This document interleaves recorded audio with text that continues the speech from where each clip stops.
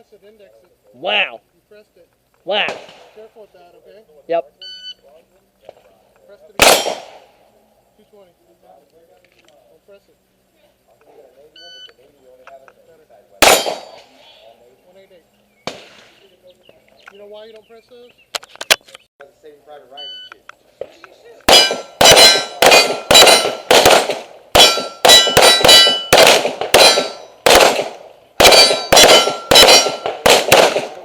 Ah! Get some! Get some, you Vietnamese commie mother! Yeah!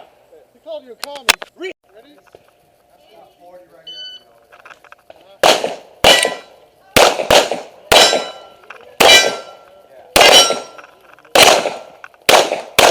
God damn. Blondie, make sure you draw that pistol out when you stand. Do it out on your leg. Do it out on your leg.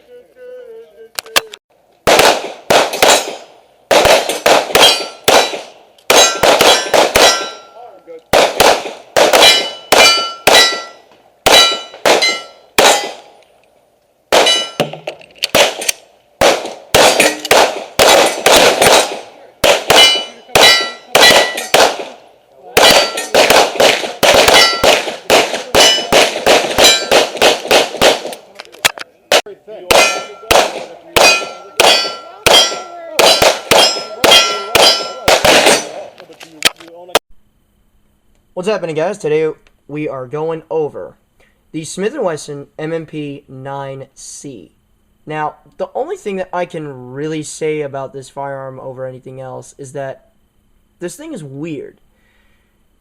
And it's weird in the fact that I don't understand why Smith did this the way that they did it. Because typically, if you have a popular firearm, you have a full-sized, a compact, and a subcompact gun, right? It seems that the way that they did this was that they did the full-size gun, the slightly less than compact, and then they went with the shield as the subcompact, which is okay. I mean, it's not a big deal. It's just that it, for some reason, this gun just doesn't fit into a lot of roles. And the reason why I say that is specifically because, generally speaking, I carry a Glock 19, right? This is not quite small enough to try and do a deep concealed type role, like a 26 or a shield. And it's not quite large enough as far as magazine capacity for me to carry it in a medium gun role, like obviously a Glock 19. So the biggest thing is that it's kind of weird. Now, as all the other reviews, I'm going to go from top to bottom on this guy, and I'm going to tell you things that I like and generally what I don't like as I go through it. First things first, we're going to go with these sights. Now, I like steel, okay, and I also like full-size pistol sights. These are a little wider generally than a lot. This rear sight, anyway, is a little wider than a lot of rear sight configurations out there, which is good because it allows you to fish for that front sight a little faster. And the front sight is adequate as well, but I don't know what the issue is with them, but for some reason the dot in this sight, and it happened in my full-sized M&P also, that's why I painted it, the dot came out of the friggin' thing. So I don't know what the issue is there, especially on QC. I believe that Smith needs to get on this fucking quick, though, because that is pretty damn annoying. And while it can be settled pretty quick with some nail polish, I shouldn't have to in the first place if I wanted to keep these sights. Something else about them. Out of box, you get a 3-dot sight system, which works. It's fine, I just generally don't prefer it. And the reason for that is simply because I like a blacked out rear and a luminous front, or at least a very pronounced front. Going on to the slide, you have this little widget here, and that's your loaded round indicator. Instead of having something jut out to where you can feel it, you can just simply look down into it. Now, obviously this doesn't work in all situations, and it's not like a Glock's extractor that'll poke out and you can feel it. But either way, it doesn't matter for me, simply because I'm a press check guy. Now, the slide serrations. Very aggressive, and I like them a lot. They hook into your skin, and if you pay attention, you can actually see where it takes flakes out, and it gets embedded into the slide. I like that in a slide specifically because I don't have to grip the shit out of it to get it to work. All I do is touch my hand on them and run the slide, and it doesn't really care at all. What I would personally prefer, but they don't have on the front, on the 9mm handguns, is front slide serrations. These are available in the full-sized 45, which is great, simply because I'm a press check person. Okay. Moving to the frame. Now, this is kind of odd because on the 9mm handguns, or actually on all of their handguns, as far as Smith & Wesson M&Ps are concerned, you have an option for a manual safety. Now, this can be good or bad depending on how you view this. I run 1911s occasionally, and I'm used to that safety on it. And I use that safety as a thumb rest so I can get a good proper grip, and it's very consistent every time. When I carry this thing around, I leave the safety off, generally, because I don't have to dick with it, 1, and 2, it's a good little thumb rest. If you like manual safeties, M&Ps are great for you because it's a large tactile safety that snicks on and off affirmatively and easily. So that's a big plus. As far as the controls are concerned also, it's meant to be ambidextrous in that the slide release here and lock is ambidextrous, and while it's low profile, it's buttoned out some so that you can actually get to it much easier. Okay? And you feel it roll over when you touch the thing, and it'll snag your thumb pretty easily. So that's great, I personally believe. A 1913 style Picatinny rail. Finally, a gun manufacturer that decides that right out of box it's going to join the rest of the world. So a 1913 rail is great. I hate OEM manufacturers that build their own rail on here to get people to switch out mounts and buy lights specifically made for their rails. That shit annoys me because I would rather not take a screwdriver to a light if I'm planning on switching from one gun to the next. Okay. The magazine release is reversible. Although it's not a full ambi, it is reversible. And mind you, it's reversible in a very easy way, in that all you need is a skinny flathead screwdriver and about 2 minutes of your time and you can switch the thing over, which I think is outstanding. With regards to the magazine release, it kicks these mags out very affirmatively, and they just kind of explode out the ass end of your gun, which I think is great. Specifically on a reload that you're trying to get done quick, it's great to know that your magazine's going to get out of there really fast. Now, the biggest hit I have on this frame is how smooth the texture is. Like most polymer-framed gun manufacturers, they only go so far, but even still, it's a very smooth texture, and it's very easy to start slipping on this thing. Generally speaking, I'll stipple these things almost immediately out of box. I'll make sure that they work, and then I'll take a soldering iron to them right away, because I hate that on the M&P series of guns. Okay. Now, with regards to... Oh, and also, with this safety engaged, you can run the slide. I honestly don't know why you would, personally, but unlike most guns that are out there, with the safety on, you can run the slide. Now, there's an advantage and a disadvantage to that.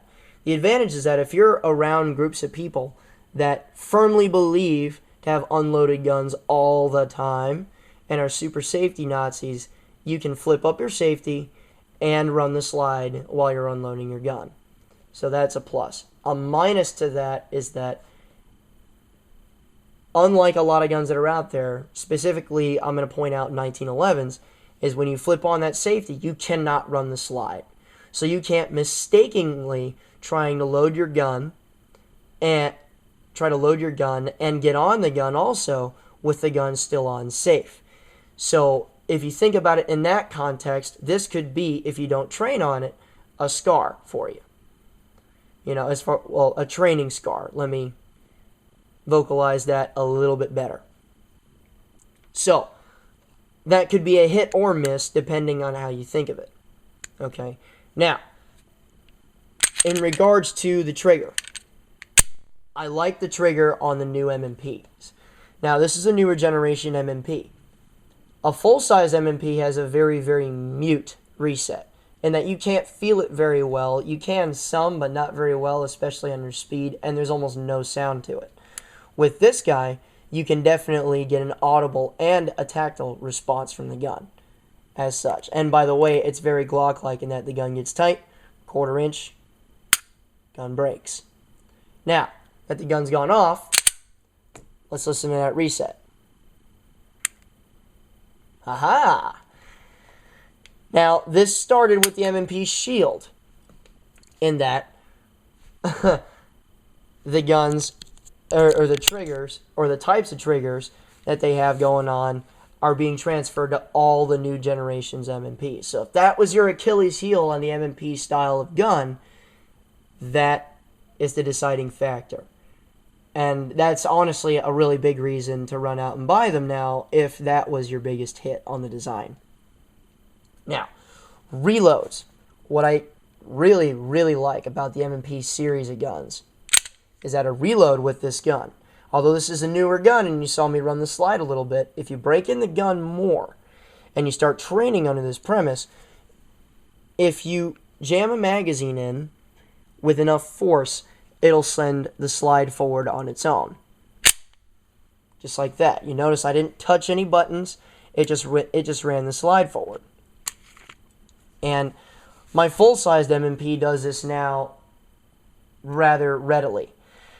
And the only real negative I would have about that is that you do wear out your slide stop a little faster. So if you're the type of guy that monitors gun parts and replaces them on your own, that's a part to watch. I've had to replace mine because after a while it didn't like staying in slide lock, especially when the gun was hot. So that's something to really pay attention to, honestly, because I'm a gun part guy, in that I shoot often and I pay attention to the parts that wear out on it. So when they start wearing out, of course, I'm going to go ahead and switch the thing out. Now, you're going to see in this clip here, and you might have seen in the initial shoot footage, that there was a malfunction. Indeed, there was. It was a failure to extract.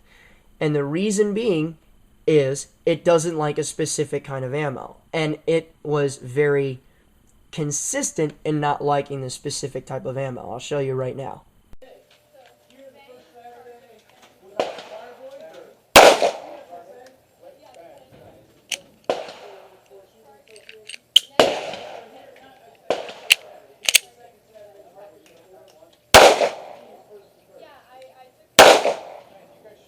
What the fuck?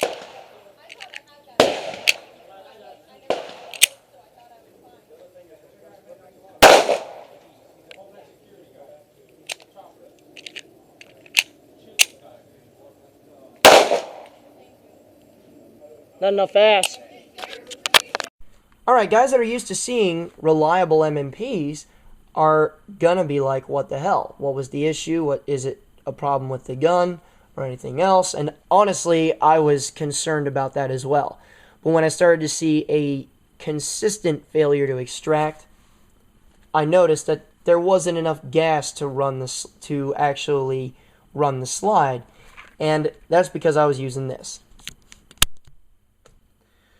9mm Luger plus P, but it is frangible. The reason why it's plus P is because the specific projectile used requires a lot more powder to actually use. But even still, when you run this type of stuff, it recoils very, very, very soft. The end result, simply, is that there wasn't enough powder or power in that ammunition to run the slide. Now, the vast majority of you don't run frangible ammo of any kind. So that's not an issue. However, if it is an issue and you shoot a lot of steel up close, it's something to pay attention to, and don't run that ammo in this gun. Okay?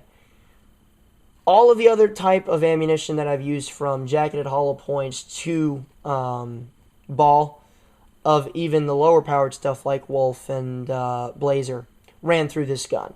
So with this specific ammunition, it didn't like it very much. And that, to me, is not a big deal, because typically speaking, I don't use much frangible ammo either. It's just what I have on hand. So, other than that, though, guys, this is a fantastic firearm. It's going to do you a lot of justice, even though it's got its own quirks and it's kind of weird. If you want to run a just below medium-sized but not quite subcompact gun, like if you can't seem to get comfortable with a subcompact or a full-size gun, this might be that Goldilocks gun for you. Okay? It still runs really well, and if I don't suck, this thing's a tack driver. So, remember, guys, a regular guy's firearm is the last defense against tyranny. Take it easy.